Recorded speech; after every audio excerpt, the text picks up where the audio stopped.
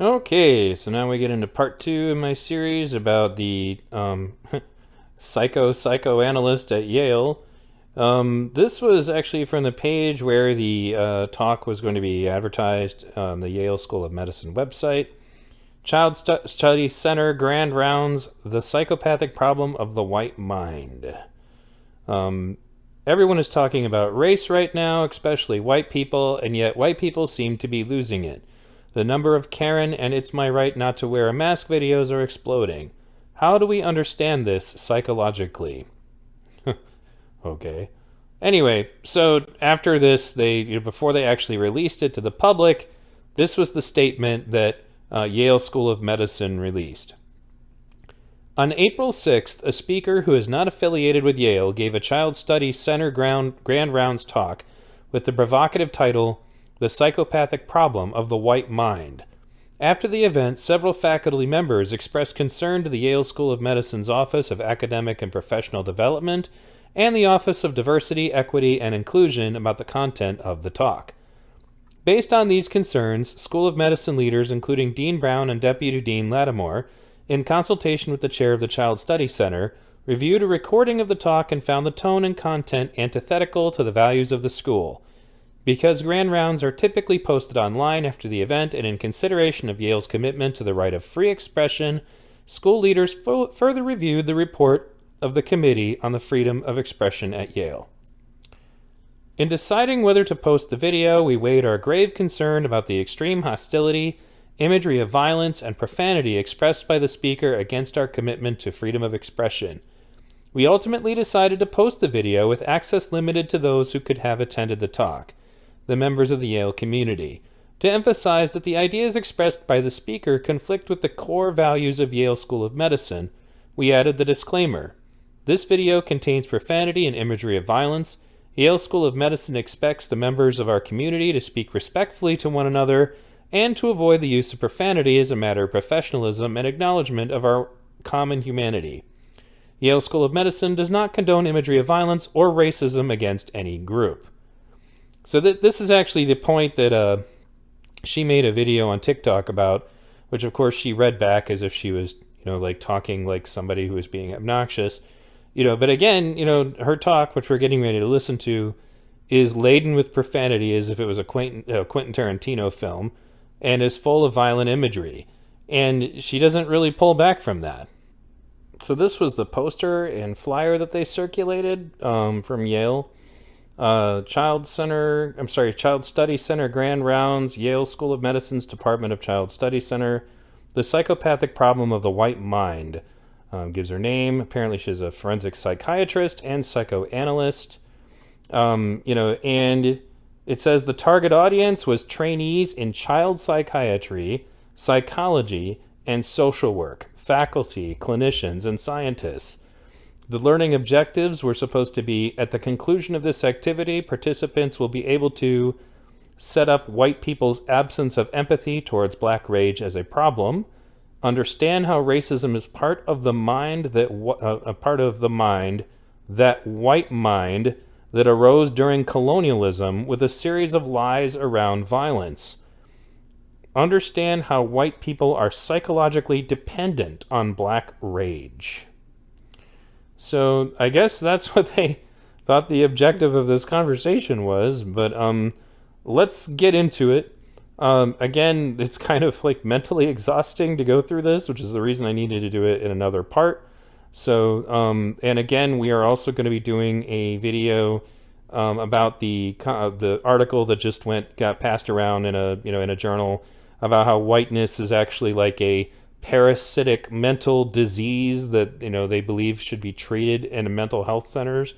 So, but that'll be probably a separate video all unto itself. Thanks again for tuning in. Like, subscribe, ring the bell, etc. Help me with the algorithm.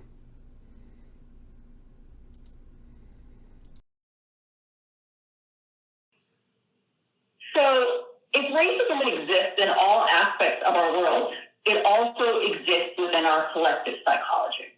Everyone talks about systemic racism, but what does that mean?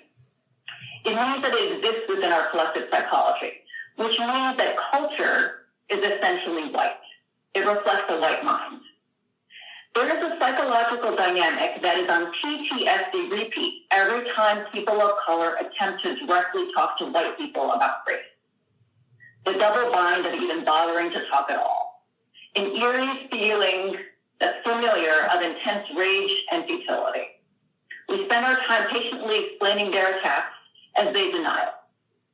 We are calm, we are giving to giving.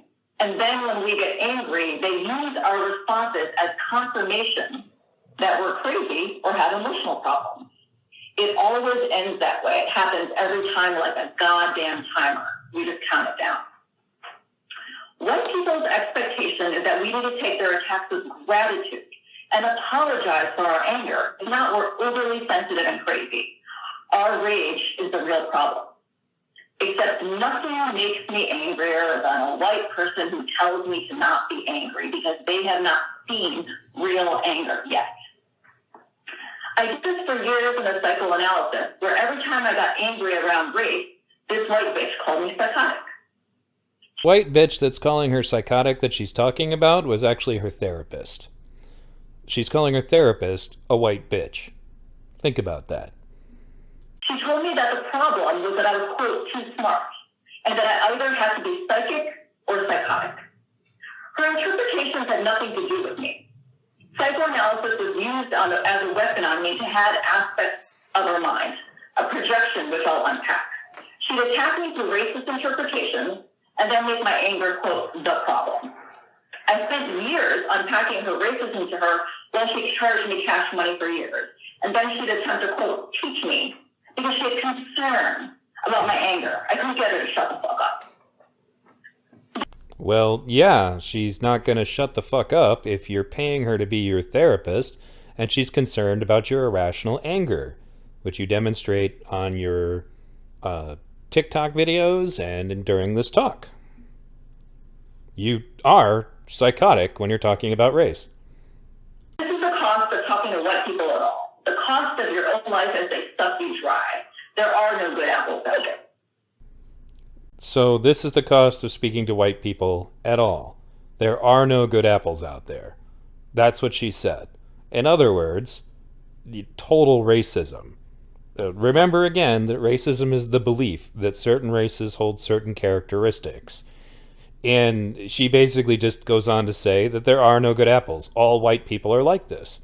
There's no way to make a statement like that without being racist. And before I hear again, well, that's just prejudice or bigotry, as I've demonstrated in my previous videos about racism and its definition, prejudice and bigotry are all part of racism. They're not separate to it. White people make my blood boil. Around 5 years ago, I took some action. I systematically, I'm going to do, white ghosted most of my white friends, and I got rid of a couple white BIPOCs that snuck in my throat too. I stopped watching the news. Once I started, I couldn't stop. I had less than 1% left. It was also public service. I had fantasies of unloading a revolver into the head of any white person that got in my way, burying their body, and wiping my bloody hands as I walked away relatively guiltless. With a bounce in my step, like I did the world a fucking favor. So she says here that she basically decided to ghost, meaning stop talking to most of the white people in her life. And then goes on to give the infamous line that is the reason why anybody's talking about her. But it's important to put a piece of context in here that was not really being circulated, which is that she said, that it was a public service that she did that because she was having fantasies about unloading a revolver into any white persons that got in her way. So in other words, it was a public service for her to remove the white people from her life because she was having homicidal thoughts about white people. So it goes a little further than this just being some kind of satirical or, just dark inner thought that nobody would ever realize. She's actively saying that she removed white people from her life as a public service, like for public safety. Again, can you imagine being one of her patients if, as a white person? And can you imagine being because she's a forensic psychologist. Forensic psychologists help police find criminals. And so now imagine that you're innocent and you have this lady, being used by the prosecution, to come get you, because that's what they do. They analyze the criminal mind and they try to come up with ways that, you're guilty. So this person should not in any way be involved in any form of psychotherapy, psychoanalysis, or forensic psychology, because she has a clear, ridiculous, over-the-top bias coupled with, just psychopathic interests in doing harm to white people as a whole. I don't understand how this person has her license. I have friends who are involved in psychology and therapy, and there are things about their lives, like they're very careful about their social media. They're very careful about people finding out even what hobbies they practice because they're worried about losing their license. So I am astonished that this person can still practice. I also walked away from institutions where I spent years training in New York. I didn't want to teach there. I couldn't be a part of it. They are militarized training systems in how to become white. The Ivies are papers, after all. So let's step it up, yo. I needed to cut out everything white. While ghosting is a super immature move for a psychiatrist, my lethal Connery cleanse was a moment of reckoning with myself. I didn't let myself see that I've been having these conversations for years. It was too painful for me to acknowledge that I was being raped. To see the relationships for what they really were. Attack, entitlement. Holding them above the Connery dungeon, I released them into the pit. I was sparking motherfucking joy. In my own private practice, however, I had the opposite feeling with my white patients. I felt unbearable pain sitting with them and feeling what they were going through. White suffering is desperately painful, even if white people don't know that the origin of their suffering is racism. They've never learned another way. So, kind of like in her TikTok videos, she occasionally dips into this thing where, she does care about white people. But in this instance, it's more about trying to suggest that all the suffering that white people are feeling comes from racism. It's really ironic because I was on my phone earlier and I came across this parody that I had linked, months ago, of what a social justice warrior therapist would be like. I'll actually have decided I'm probably going to include that clip somewhere in this video. But again, there are plenty of problems that plague people, of all colors that have nothing to do with racism.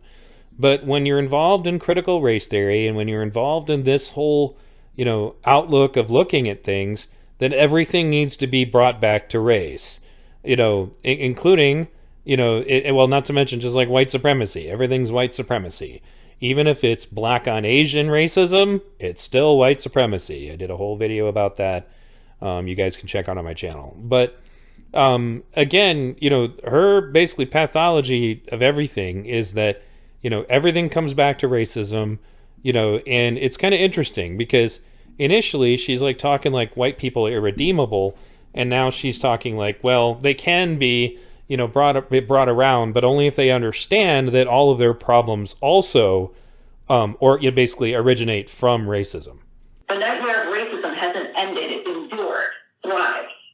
We've never been able to move forward. Why are white people so confused by black rage? More importantly, why do white people have so little empathy towards black rage? In 1846, Chappelle begged white women to just shut up. White women cannot stop talking for longer than 5 minutes because they think that they are here to teach us about white privilege. And I saw the same type of thinking in all white people in the institutions I was in. But now I got some tools. So let's just say I got a roadmap to the white mind. Are you out of your fucking mind if you can't see that? I asked the exact same question to my first psychoanalyst, the aforementioned white bitch. It wasn't well received. I knew it wouldn't be. I'm psychic like that. So now we return to this issue of her therapist that she refers to as the aforementioned white bitch. She does talk specifically about her hatred specifically for white women quite a bit in like her TikTok videos and things like that. And one of the other things that's interesting is that when you look at the page for her practice. One of the things she claims to specialize in is helping people of color basically recover from, being victimized by their therapists. So she's really on some kind of like revenge kick, thinking she's going to get back at her therapist. And I'd be really curious to know if her therapist has ever listened to this. I'd also like to know why she left Cornell. Because she worked there as a teacher, and she claims it was because of racism, but I'd be really interested to hear what, her coworkers would have to say about that. Because when you watch her TikTok videos, she just comes off as somebody who's just not right, like is just really crazy. And I can imagine that she probably did get a lot of negative feedback from her coworkers, and certainly, from her therapist, and it all just comes down to basically, it sounds to me like she's got some kind of personality disorder, whether she's a psychopath herself, extremely narcissistic. And it seems to me like her idea of being traumatized by her therapist was just that her therapist was probably being direct and honest with her in a way that she wasn't comfortable with. And in order to deal with that, in order to basically kind of come to terms with it, in a typical narcissistic fashion, it needed to be that her therapist was just racist. It's not that she has some kind of mental problems of her own, it's that her therapist is racist. That's how she rationalized it, that's how she deals with it. And then she goes on in life to try to protect other people from also being victimized by their therapists because of racism. The TikTok videos that I did not include previously from, the other video I had done about this, that she's done since the issue of Yale, are all about trying to tell people of color, how they, either have to help their therapists understand their racism, or find a different therapist. So anyway, again, this crusade largely just seems to be the fact that, basically ignited by the fact that she can't handle that her therapist, the white bitch, as she calls her, probably told her the truth about herself and she wasn't comfortable with hearing it, which is now why she's on a crusade of projecting that issue of just trying to tell everybody else, no, I'm telling you the truth about yourself, and and that's because of racism. One of the other things that she discussed in her TikTok video was that, she was getting an insight into the white mind, and they just couldn't see it. Like, they didn't understand that all the time that they were telling her, what might be wrong with her, she was secretly spying on them. And I'm being dramatic because that's how she was in her own video. And again, we can share that again at some point, but regardless, this issue of her therapist is really telling, and I think that it's probably one of the major causes of all of this nonsense that she's put on since. Since racism is embedded in culture, it's normal in our society to attack the minds of Black and brown people, to say that we're crazy or our rage is a problem. This perception is authorized by academic psychiatry and psychology because they are part of the collective white mind. That shit is white as fuck. I'm going to answer some of those questions in a series of pieces through a different angle. I'll be using my expertise in forensic psychiatry, critical theory, and psychoanalysis to turn the lens on the problem, the white mind. This piece is the intro of pieces to come, which will dig deeper. The series is intended to unpack the hot mess that's the white mind. You will likely have a problem with what I'm saying. Could you try again? So once again, the plot thickens. This is a crusade on her part to help everybody in psychology and psychoanalysis and psychiatry understand that it's not that people of color could ever have any kind of, mental problems of their own. It's that it's that white people are racist. People of color are not crazy. All white people are crazy. That's her suggestion here. And, that's also like when you look at her TikTok videos, she thought she was going to become like this new consultant who was going to help everybody understand that, it's not that she's crazy. It's that, it's not like her therapist said, it's that everybody else is crazy, especially if they're white. Well, and again, not everybody else, because the other thing she says is that Black people are not the problem, and I feel that all races are equally susceptible to mental illness. But she clearly feels that, It's not that, again, it's if you have any problems, if you're white, all of your problems are racism, and if you're a person of color, all of your problems are, basically because of the racism of white people, and if your therapist thinks there's something wrong with you, it's because they're racist.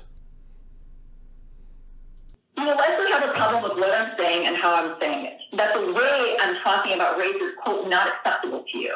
These racist restrictions are code for ways of speaking and writing. You'll need to categorize my writing, and the style in which I speak is the dynamic of racism. If my using the word bitch was too much for you, what I'm saying will threaten you. You need to believe that white people are the real victims. Your racism is going to come alive towards me because I'm directly talking about race, and that's uncomfortable. You will want to box me in to define me so that I'm unacceptable and not the ever-shifting forms of racism. Yet what she's trying to do is box in all white people and define them. The whole thing is just so narcissistic. My pieces are an objective expose on racism. I'm going to riff and banter through my memoirs as I slowly run a blade across your neck. Unfortunately, some of this recording is unintelligible, but it sounded like, at least at the end of that, what she said was something along the lines of, I'm going to banter through my memoirs as I slowly run a blade across your neck. What the hell? My thoughts are clearly an integration of way too many years in school, and during that time I had to play anthropologist to white academics to survive and understand what the fuck they are really saying, so I've learned how to decode white. I will be teaching these new concepts to you, but my form is just a candid conversation. What I'm talking about is really emotionally painful. But at the same time, sometimes we just need a little laughter. So again, we're talking about her life's work, which is supposedly decoding the white mind. We need a little sugar to bear to know. Let's kick it. White people have been out of their minds since Western colonialism. It was the worst violence the world has ever seen. White people tell themselves that they are the superheroes of the world. They started this lie to justify their violence. I'm going to call the superhero identity white goodness. It is the mask of a psychopath. White people don't know they are wearing a mask because usually psychopaths don't know that they're psychopaths. This mask is an essential part of their identity. Every time a white person lies about their violence to or against a person of color, they invert reality. The violence becomes exceptional heroism. White people also have to distort their perception of a person of color to make them inferior and in need of help to justify violence. And for white people, everyone is in need of their help, which is how colonialism began. So now white people have violently inverted reality for years to continue to see themselves as the world's superheroes. It's brand management at this point. So white people are out of their minds, and they have been for a long time. So we're now in a psychological predicament because white people feel that we are bullying them when we bring up race. They feel that we should be thanking them for all that they have done for us. They are confused, and so are we. Can you hear me okay?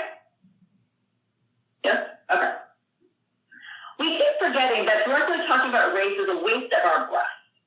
We are asking a demented, violent predator who thinks that they're a saint or a superhero to accept responsibility. It ain't gonna happen. So the two parts of this clip that kind of stick out to me are the irony of her saying that, most psychopaths don't know that they're a psychopath, referring to the entire race as psychopaths, and that last part about, we can't talk to white people about race because, we can't discuss things with a demented predator. Again, she generalizes the entire white race over and over again. Just discussing it as if this is just the state of things for everybody who happens to have less melanin in their skin. They have 5 holes in their brain. It's like banging your head against a brick wall. It's just sort of not a good idea.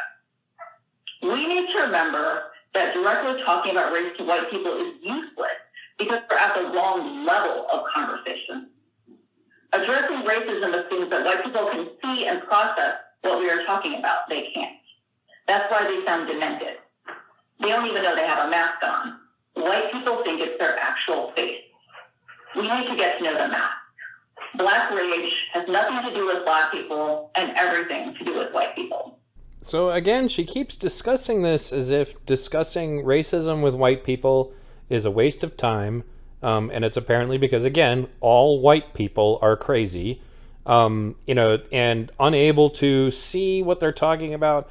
That's one of the biggest problems I've had with these critical race theory types. And the reason why I keep comparing it to a religious persecution, witch hunt, because you can't see the devil, but we can. We, the clergy, we are the ones with the insight into, whether or not Lucifer is controlling your life. That's how it always was during the course of the witch hunts and the inquisitions before. That there's this secret group of people, that they have all the answers as to why the devil is working in your life. And if you argue with them, it's only more evidence that you're possessed by the devil. They murdered people with this, during religious persecution. And when you consider the fact that, people in the social sciences, they want to do away with the scientific method. They want to say things like there is no objective truth. They want to do away with rational and critical thinking because they want to be able to make things up as they go along. And they want to be able to hold other people accountable to whatever it is that, basically, hold people accountable to whatever it is that they've made up as they went along. And that's the reason why it's not science. It doesn't come off as anything that's going to be helpful to humanity. And when you think about it, what group of people would want you to believe that, A, if you don't agree with me, it's because you're, possessed or under the influence of Lucifer, translated white fragility. It can't be that you, are disagreeing on the grounds that something they're saying is irrational. It must be your white fragility, or it must be your white pathology, psychopathy or whatever. She actually has like all these different versions, like, during her TikTok videos, she was talking about white amnesia and white confusion. It's always like there's this some, problem with anybody who's white, and she just invents new things that are wrong with white people whenever she wants.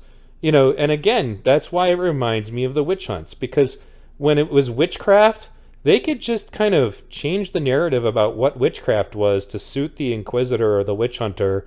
And, that's the reason why the witch trials were just an example of collective insanity. And that's what I'm worried about going forward, because now they're writing papers suggesting that whiteness itself is a mental illness that just needs to be treated. And if that gets accepted, along with so many of the other things that, the social sciences have put together that have clearly been found to be questionable, then what? Are we going to make laws, according to these new rules, that are we going to be able to get committed, as white people, will they be able to take some sort of legal action against us? Because history has shown that, unfortunately, academia, can basically just kind of produce things and people go, oh, well, if it came out of academia, it must have been good science, right? I plan on doing a whole show specifically about what's wrong with the social sciences later. But anyway, let's get back to it. Part two, the white blah blah. The game is radio. White people need our help. We really make fun of them, behind their back, it's time. They need some help. They read the game, but they don't know that they're losing, or the cost to all of us. If white people can accept the existence of racism and the matrix in which it operates, white privilege, why has there been no psychological formulation of black rage? It's real. We all know it's real. No one feels comfortable saying it. So let me just do it. People of color are angrier and louder. I know, I'm one of them. BIPOCs are enraged because white people don't own their dirty history, actions, or real intentions of racism. Instead, white people babble 24/7, needing to teach everyone about race, and yet have a complete absence of curiosity about black rage. Why? Some people love talking about race right now. You cannot get them to shut the fuck up. It makes them feel good. They also imagine it makes us feel good to see their true enlightenment. Talking about racism is a form of self-congratulatory masturbation. White people exchange pleasantries without really addressing racism. It serves no purpose other than to jerk themselves off. We're posturing as a nation. And yet, for all the babbling and teaching that white people do, the moment you bring up race, they deflect any suggestion that they're racist with a white liberal blah blah. They go on white video apology tour when they get caught being racist. That was not me. I lost control. I am not that person. I was raised to be respectful of difference. I honor and salute you. That's not an apology. That is a press statement. What they are saying is that was a one-off. I had a moment where I lost control. That was not me. It's all of you, America. What they're communicating is you are the ones who are off with what you saw. We came into contact with their unconscious. White people are dependent on Black rage to set up issues of race as outside of themselves. They need to focus on the intensity of rage as a problem located in a person of color. So she keeps talking about Black rage as if it's this thing that white people don't understand or will not admit exists. She pointed out that she doesn't understand why there's no curiosity about it in academia, even though that's what all they talk about in academia and the social sciences. Yeah, and she also points out, that it's becoming more intense and that there's no curiosity as to why. Well, the reason I have no curiosity as to why is because I can see why it's becoming more intense. Because there's an active effort going on right now to rile people up, of Black people in particular. If they basically the way they report every police shooting, in many cases without all the information, the way that they just look for and seize on anything, as far as finding a new way to make the next martyr to be the next excuse to go out and riot, and also they'll pull things from history. I remember watching the Watchmen TV show, and it started off with the Tulsa Race Massacre, which is an incident that's getting all this attention right now, and in England, they just did a movie about some civil rights struggle that broke into violence over there. So it's like they need to, if there's not enough racial atrocities going on, then they basically make an effort to try to drag stuff from ancient history to bring it into the current consciousness. And, that's when they're not doing things like just hoaxes, which are not as prevalent, but they definitely happen, and they kind of expose another side to the problem, which is the addiction to being, the victim. And I'm going to do a separate video about that topic, but again, it doesn't surprise me at all that there's more Black rage, because there's obviously a social engineering effort going on, in the way that they report things. And that includes the issue of police shootings themselves. All police shootings are tragedies, but the way that they're being reported, you would think that this was this massive problem. And in many cases, what I've found is that, for example, police on average only kill about 1,000 people a year. And that's out of millions of, police interactions, and, out of the entire population in a given year. And that 1,000 number does not reflect, it's basically not adjusted for what would be, legitimate, reasons for, police to have to kill somebody. Even Black Lives Matter only reported, I think it was 13 people, unarmed Black people being killed last year. And of course, again, everybody would like that number to be close to zero. But if you listen to the media, it's a genocide. If you listen to the conversations that, that people are having at these protests, we're dying every day, we're dying by the thousands, and that's just not accurate. Statistically, you're actually more likely to die in a house fire, die in childbirth, or die accidentally drowning in a swimming pool than you are to be killed by a police officer, no matter what color you are. And again, it doesn't mean that doesn't matter, but you got to ask yourself, who benefits from dragging this so far out of, just contorting it in such a way, that it's blown completely out of proportion. It reminds me of the War on Terror, which, as Peter Joseph pointed out in Zeitgeist Addendum, when he was just trying to point out just how blown up the terrorism threat was, he pointed out that more people died from peanut allergies than actually died from terrorist acts, and that coronary heart disease was actually the major cause of death in the United States, and that we spent a fraction of the amount of money fighting coronary heart disease than we did on the war on terror. And that's still going on. So you got to ask yourself, who is it that benefits from, elevating this rage? Beyond just the issue of just trying to blow that up to try to, to get some like knee-jerk reforms passed, like people talking about abolishing the police. It also makes you wonder, again, how much of this is about divide and conquer in the poor?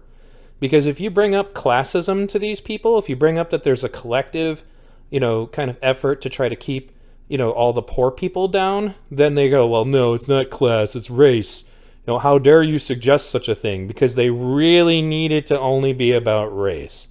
I can tell you, having grown up, in a neighborhood like that, that there's no efforts to rescue white trash kids from the ghetto. Zero. There's no special treatment, for white kids in the ghetto. If it was really about race, then you would be thinking that they'd be trying to do something to elevate those white kids. But they don't. And that's why, like, when you ask them to define systemic racism, just like I was saying earlier about things in the past, they're going to drag up stories about Jim Crow, which was many years ago. Or they're going to bring up redlining, which society as a whole rejected and made illegal many years ago. So what is current systemic racism? So then they'll talk about things like black schools. And I'll point out there is no such thing as a black school. There are no schools that only blacks go to, or that we have ever made, people, who people of color go to. That was also taken out of society years ago. There are schools, and I went to one, that are predominantly, inhabited by, kids of color. But again, they're full of poor people. There's no preferential treatment to try to rescue the white kids in those schools. So, anyway, I'm not surprised at all that there's black rage on the rise, because there's an active propaganda campaign and recruitment campaign to get people angry, along the lines of race. That's what's, and what she's doing here, especially with all the violent language and the generalizations of white people, plays into that perfectly. I could totally see why anybody who listened to this and went, wow, she's doing a presentation at Yale, she must be right. She sure said a lot of negative things about white people in this conversation. I mean, there must be something to it. Yale wouldn't let anybody talk, negative things unless there was a reason, right? To establish that race has nothing to do with them. The problem of race is that we have difficulty with emotional regulation. Once we calm the fuck down, they can actually talk about race, how they can even help us. The most violent racists are the ones who are not aware of their unconscious, not the ones that express their hatred in words. Most racism is unconscious. So the benefit of calling it unconscious racism is that it makes it an invisible problem, that of course she and only her anointed clergy in this Inquisition will have the foresight to understand and to diagnose. And if you debate with her on this, then it's because it's evidence, of course, that she's right, that you're racist. And when she says things like, that apparently the people with unconscious racism are more dangerous than the people who, voice it outright, as she said, with words, that basically is the benefit of that is that it allows her to identify any of her critics as more dangerous racists than the KKK, more dangerous than neo-Nazis. Because, how dare you think for yourself? You don't understand. You can't think. You're white, and therefore we have to guide you into understanding all of this. And again, if you argue with us, it just means you're guilty. Are there any psychoanalysts in the room? Yeah, yes, okay. So what I'm about to go into is going to be familiar to you in a different form. This is attacks on linking. It's impossible to talk about race because we are talking to psychopaths. Psychopaths are psychological bullies because they actually have no self-esteem. They're all image. White people turn the tables on us when we directly bring up race because they feel threatened. So it's very telling that she directly addressed the psychoanalysts in the room, to tell them to tune into what she's saying next, and then goes on to describe all white people as psychopaths. And that's why you can't talk to them about race, is because we are all psychopaths. They're grasping at that last shred of imagined self-esteem. Our accurate observations threaten to expose them. So turning the tables on us is defensive. That's why they blame us and go full throttle victim. I cannot even begin a conversation about racism without getting a steely ice direct warning from a whitey that I'd be respectful to not generalize to all people because, well, that's racist. Right, because what's wrong with racism and bigotry and prejudice is that you're suggesting that everybody of a current, basically of a specific race, that they're all the same and that they're all accountable for those things. It's like she can't even begin to grasp that it's not acceptable to simply generalize all of any race, whether it's white or black. That's supposed to be what we were fighting against. The whole concept of, not by the color of my skin, but by the content of my character. We're getting away from that. Now it's, definitely the color of your skin determines the content of your character. That's how they want us to think. And as she said in one of her TikTok videos, black people are not the problem. So she determined that all black people are of high character. And then if you listen to her diatribes, it's very clear she believes that all white people are devoid of character. The whole reason that this is wrong is because it doesn't make logical sense. It's not just immoral, but the idea that you can judge an entire race based on what other people of a given race, of that given race may have done is wrong. It's just as wrong to take out the FBI crime statistics that show that black people making up like 27% of the population, yet committing 53% of the murders, and I think it's like 52% of the robberies. It would be wrong to judge the entire black race based on those statistics. Black people are not inherently criminals. And for the same reason that white people are not inherently psychopaths. That's why she doesn't seem to get it, and she's not alone. That this is one of the dangers of this notion of suggesting that, certain people can't be racist. Because, it's like, we come back to the religious example was, the greatest thing the devil did was convince everybody that they don't exist. So convincing everybody that people of color, that basically black and racists don't exist is works out just great. For the devil, the actual devil in the situation, that the inquisitors didn't realize, that would have been actually very happy with what they were doing. Because the Inquisition did a great job of making religion look bad. So this Inquisition is also doing a great job of making critical race theory, racial activism, Black Lives Matter, etc. look bad. So it's not just a defensive reaction. It's a reaction of what you're saying doesn't make any sense. It's hypocritical and it's not rational. So that concludes part 2 of this series. I do suggest, if you haven't, to go back and listen to the first version. And I'm going to be making another one. This project is really exhausting because suffering through this lady and unfortunately trying to understand it with a terrible audio quality, is difficult in of itself.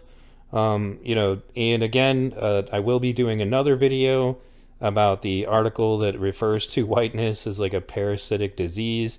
I actually went ahead and purchased the paper, which is unfortunate. It was like $30 and it was really terribly written, really bad, but we'll get into that in the other video. I've still got more parts of the discussion with Johnny Walker and Logical Checkmate that I'll be uploading as well. Please like and subscribe, ring the bell. The algorithm is starting to come around, but I definitely need you guys' help in this regard. I do have Patreon and Subscribestar, but it's not really my motive to make money on this. It's more just about like moving the truth. If you guys want to drop something in there, you can, but especially with the pandemic, it's not, that's one of the reasons I haven't really been saying anything. In my podcast days, I was more, interested in money.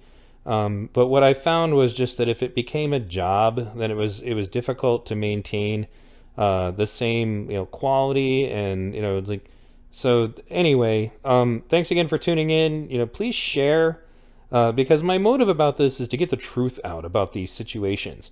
And the algorithm is basically pretty much only friendly to people who maybe in some cases, even just what the algorithm is doing its job, there are people who need to hear this analysis who won't otherwise be exposed to it. So, and I do think that this, presents, what's really a larger problem in the social sciences, and people just kind of write that off like it's not a big deal. But, I already interact with college kids who've been brainwashed by stuff like this, and I've already seen the effect that it has. And that's why they're doing it. They want society to change in such a way to fit their agendas. And unfortunately, beyond just any issue of like any Red Scare fear of communism, I don't want to live in a world where people's, skin color determines who they are for everybody around them. It's really ironic that I have to oppose what's supposed to be the anti-racist ideology to achieve the goal of us just living as people, as human beings. But that's really the way it works, because if you let this kind of ideology infect your mind, then all you're thinking about every time you interact with people is race. I just want to be human, and I don't want to live with other humans. So, again, thanks for listening.